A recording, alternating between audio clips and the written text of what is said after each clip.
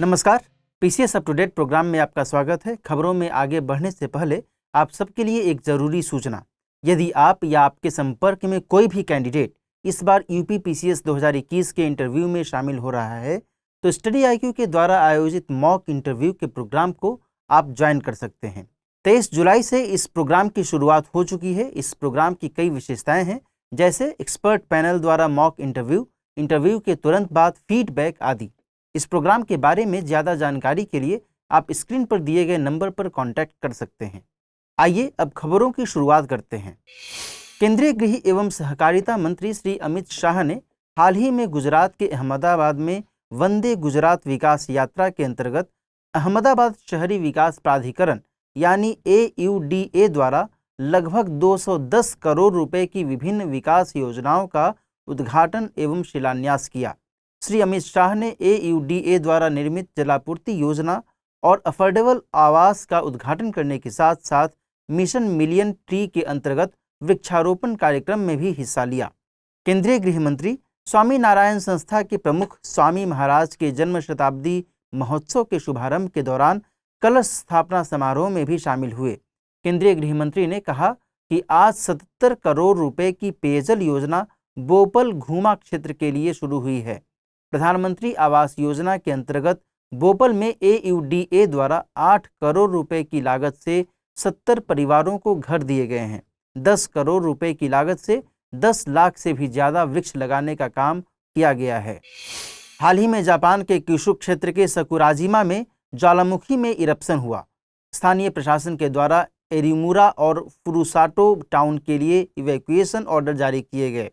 Japan की meteorological agency ने बताया कि वोल्केनिक इरप्शन के कारण वोल्केनिक रॉक्स लगभग 2.5 किलोमीटर तक गिरी हैं। जापान मेट्रोलॉजिकल एजेंसी ने लेवल 5 का अलर्ट जारी किया, जो कि जापान का हाईएस्ट लेवल का अलर्ट है। एजेंसी ने स्थानीय निवासियों को 2 किलोमीटर की सीमा तक पायरोक्लास्टिक फ्लोज के लिए भी अलर्ट जारी किया है। मेट्रोलॉजिकल एजेंसी ने सकुराजिमा वोल्केनो की सिस्मिक एक्टिविटी, क्रिस्टल मूवमेंट और अन्य डेटा के आधार पर वोल्केनिक एक्टिविटी की जांच की और बताया कि एजेंसी एक बड़े स्केल के और अचानक होने वाले इरप्शन को एक्सपेक्ट नहीं कर रही है। सकुराजिमा एक स्ट्रैटोवोल्केनो है, जो कि एक हाईली एक्टिव वोल्केनो है जिसमें समय समय पर इरप्शन होते आ रहे हैं। पैलेस्टाइन रिफ्यूजीज के लिए United Nations relief and work agency UNRWA को भारत ने $2.5 मिलियन का योगदान दिया है। आपको बता दें कि भारत UNRWA के लिए लंबे समय से एक डेडिकेटेड डोनर रहा है। भारत ने 2018 से 2022 तक मिडिल ईस्ट के पैलेस्टाइन रिफ्यूजीज के लिए $20 मिलियन का डोनेशन दे चुका है। UNRWA एक ह्यूमन वेलफेयर एजेंसी है जिसकी स्थापना 1949 में हुई थी और इसकी फंडिंग डोनर कंट्रीज के द्वारा वॉलंटरी कंट्रीब्यूशन और ग्रांट के द्वारा होती है। एजेंसी लगभग 5.6 मिलियन पैलेस्टाइन रिफ्यूजीज के वेलफेयर, असिस्टेंस और प्रोटेक्शन का काम करती है। Palestine refugee West Bank, Gaza strip, Syria, Jordan, Lebanon जैसे देशों में रजिस्टर्ड हैं। UNRWA इन रिफ्यूजीज के लिए education, health care, infrastructure, micro finance, in camp improvement जैसे कई सेक्टर्स में सर्विस प्रोवाइड करता है। रक्षा मंत्री राजनाथ सिंह जी ने हाल ही में सशस्त्र बलों के बीच समन्वय बढ़ाने के लिए तीनों सेनाओं के संयुक्त थिएटर कमांड की स्थापना की घोषणा की है। श्री राजनाथ सिंह जी ने यह बताया कि भारत दुनिया के सबसे बड़े रक्षा उपकरणों के इंपोर्टर से एक एक्सपोर्टर के रूप में तेजी से आगे बढ़ रहा है।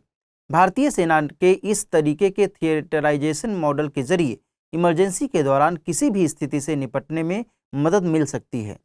थिएटर कमान को स्थापित करने में करीब 5 साल का समय लग सकता है।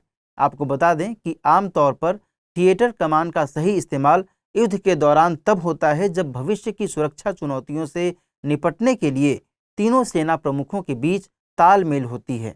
इसके जरिए तीनों सेनाओं के रिसोर्सेज और इसके हथियार का इस्तेमाल जरूरत पड़ने पर एक साथ किया जा सकता है। आपको बता दें कि संयुक्त थिएटर कमांड जल, थल और वायु तीनों सेनाओं की क्षमताओं को इंटीग्रेट करने और उनके रिसोर्सेज का सर्वोत्तम उपयोग सुनिश्चित करने के लिए एक महत्वाकांक्षी योजना है। देश के पहले चीफ ऑफ डिफेंस स्टाफ रहे जनरल बिपिन रावत को 3 साल के भीतर सेनाओं को रिकंस्ट्रक्ट कर थिएटर कमान बनाने का जिम्मा सौंपा गया था। 75 से अधिक देशों में फैलने के बाद अब विश्व स्वास्थ्य संगठन ने मंकी पॉक्स को ग्लोबल हेल्थ इमरजेंसी घोषित कर दिया है। WHO के महानिदेशक डॉक्टर टेड्रोस ए घेब्रेयसस के मुताबिक मंकी पॉक्स के अभी तक 16,000 से ज़्यादा मामले सामने आ चुके हैं। ब्रिटेन और यूरोप से शुरू हुए मामले अब भारत समेत कई देशों में मिल रहे हैं। WHO का आकलन है कि दुनिया भर और सभी क्षेत्रों में मंकी पॉक्स का खतरा मध्यम है, लेकिन यूरोप में इसका खतरा हाई लेवल का है। इसके अंतर्राष्ट्रीय रूप से और अधिक फैलने का खतरा भी साफ है। एजेंसी के डेटा के अनुसार जून के अंत से जुलाई की शुरुआत तक पुष्ट मामलों की संख्या में 77% की बढ़ोतरी हुई है। यह रोग किसी भी उस व्यक्ति को हो सकता है जो मंकी पॉक्स से संक्रमित रोगी से निकट शारीरिक संपर्क में है। आइए अब नोट करते हैं आज के बुलेटिन पर आधारित सवाल। पहला सवाल है, मंकी पॉक्स वायरस के बारे में निम्नलिखित कथनों में से कौन सही है? कथन 1, यह मनुष्यों और पशुओं दोनों को संक्रमित करता है। कथन 2, इसका पहला case democratic Republic of Congo में 1970 में मिला था।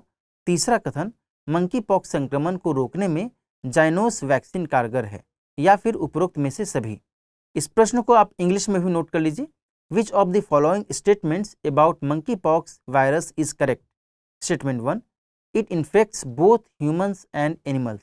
Statement 2, its first case was found in the Democratic Republic of Congo in 1970. Statement 3, the Jynneos vaccine is effective in preventing monkeypox infection. And fourth, all of the above. दूसरा सवाल, निम्नलिखित युग्मों में से कौन सा युग्म गलत है? माउंट एटना स्पेन, माउंट लोआ हवाई, सकुराजिमा जापान, या फिर माउंट एरेबस अंटार्कटिका। इसे इंग्लिश में नोट कर लीजिए। Which of the following pairs is incorrect? Mount Etna Spain, mount लोआ हवाई, सकुराजिमा जापान, या फिर माउंट एरेबस अंटार्कटिका। तो आज की बुलेटिन में इतना ही। मिलते हैं कल कुछ और महत्वपूर्ण खबरों के साथ। तब तक अपना ख्याल रखिए। नमस्कार।